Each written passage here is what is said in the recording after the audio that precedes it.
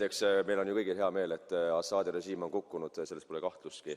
Probleem on muidugi selles, et uus režiim ei pruugi olla inimsõbralikum, demokraatlikum, armsam, toredam ja lillelisem. Ja nii nagu proua Kallas ütles väliskomisjoni istungil, et ajalooliselt pole see äärmus islamistlik liikumine olnud the most peaceful one. No see oli veel hästi öeldud. Aga okei, vaatame tulevikku. Ma saan aru, et me räägime demokraatiast, ehitame üles Süüria, sõnades me teeme suuri tegusid, kuigi iga ühiskond ju valib ise oma tee ja lõpuks see progress võtab aega. Ja see on nende tee valida, kuidas oma elu elada. Aga mind huvitab pigem konkreetsed sammud, et kuigi me räägime sellest, et tuleb Süüria üles ehitada, toetada, aidata ja nii edasi, siis mida me teeme siis juhul näiteks, kui uus äärmus islamistlik režiim hakkab tapma kristlasi? Mis me päriselt teeme?